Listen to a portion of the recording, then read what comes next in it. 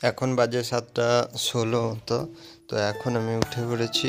এরপরে এখন আমি ফ্রেশ ট্রেশ হলাম, তারপর এক্সারসাইজ কিছু করলাম। এখন আমি পড়তে বসবো, তার জন্য চলে আসলাম। তো এখন আমি প্রথমেই আজকে করব, ভাবছি ইংলিশটা করব, কারণ দুদিন থেকে অঙ্কটা একটু বেশি করছিলাম, ইংলিশটা করছিলাম একটু কমই করছিলাম। তো ইংলিশটাতে নাম্বারটা একটু কম হচ্ছিল, তার জন্য ভাবছি যে ইংলিশটা একটু ভালো করে যাতে হয়, তার জন্য আমি ইংলিশটাই করছি আজকে। তো এখানে ইংলিশের ন্যারেশন করব আজকে। তো আগে আগে কিছুদিন আগে ভয়েসটা করেছি, তারপর 120 রুল এগুলোও করেছি। তো নিমিষা বানসাল ম্যামের কাছ থেকেই করছি। এখানে ইউটিউবে ফ্রিতেই করছি। অনেকে ভাবে যে আমি কোর্স থেকে করি নাকি, থেকে অনেকে জানতে চাই। তো তাদের বলছি এখানে ইউটিউবেই অনেক ভালো ভালো ফ্রি কন্টেন্ট আছে, সেখান থেকে তোমরা করলে, শেখার চেষ্টা থাকলে ঠিক করতে পারবে। আর কিছু বই কিনে নেবে, তাহলেই হয়ে যাবে।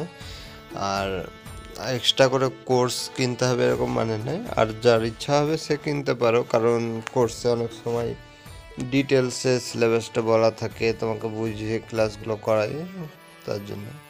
এরপর আমি ভাত টাত খেয়ে নিলাম সকালকার। তারপরে আমার মোটামুটি আজকে 1.5 ঘন্টা মতো ইংলিশটা করলাম। অনেকটাই হয়েছিল, ভাবলাম 2 ঘন্টা করব, কিন্তু 1.5 ঘন্টার মতোই আমার পড়াটা হয়েছে আজকে। তো এরপর দেখতে পাচ্ছ এখন এই যে এগুলো আমি খাতায় লিখে নিয়েছি, যেগুলো করছিলাম ক্লাস। তো অবশ্যই যখন ক্লাস করবে বা কোনো কিছু শিখবে, অবশ্যই নোট করবে, সেটা তোমার কাজে লাগবে, পরে সেটাকে রিভাইজ করতে পারবে, প্র্যাকটিস। অনেকে আবার ক্লাসটা শুধু দেখে, ওরকমভাবে কোনোভাবে না, খাতা পেন অবশ্যই রাখতে হবে। এরপর আমার স্নান টান হয়ে গেল।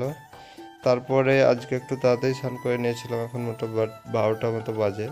তো খেতে এখনও একটু দেরি আছে, তার জন্য আবার পড়তে বসে পড়লাম। তো এখন দেখছি কি করব, তো জিকেটাই করে নিই, কারণ জিকেটা অল্প টাইমের মধ্যে হয়ে যাবে। তো আজকে সেট 9টা করছি। তো এখানে তোমরা জানোই আমি টেক্সট বুকের ওই যে আমি মকগুলো দিয়েছিলাম, সেখান থেকেই করছি এগুলো, কারণ এগুলো আমার মনে হলো যে মোটামুটি ভালোই আছে, কোয়েশ্চেনগুলো খুব খারাপ নয়, তো করা যেতেই পারে। তারপরে এক্সট্রা তো আলাদা পড়তেই হবে তোমাকে বই থেকে থেকে। তো এগুলো করলে আরও একটু অ্যাডভান্স হবে। তুমি নতুন নতুন এই সবে সিলেক্ট করে কোয়েশ্চেনগুলো, সেগুলো তুমি পাবে। এর সাথে কারেন্ট অ্যাফেয়ার্সটা খুবই জরুরি, এখানে কারেন্ট অ্যাফেয়ার্সও তুমি 10টা-12টা করে পেয়ে যাবে। তো এখন মোটামুটি 2 ঘন্টা পড়া হয়ে গেছে আমার, এখন 1:30 বাজে।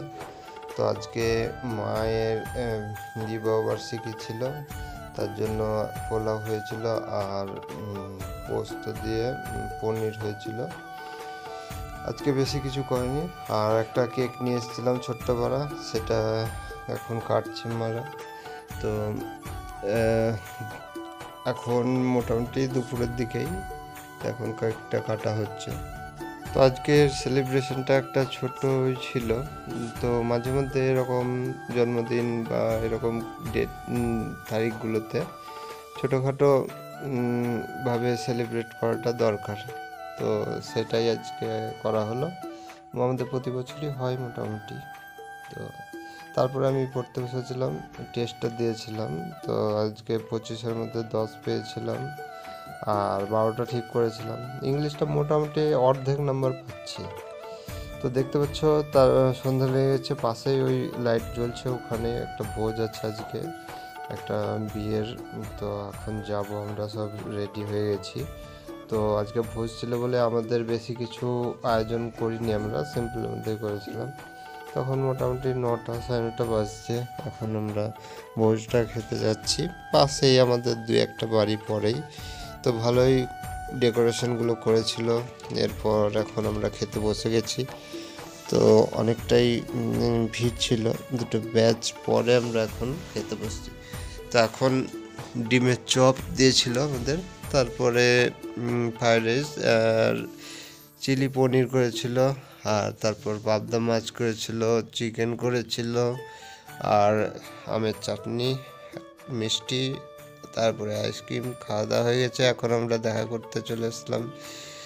এরপর আমরা বাড়ি চলে এসেছি এখন। আজকের মতো এই পর্যন্ত, দেখা হচ্ছে পরে।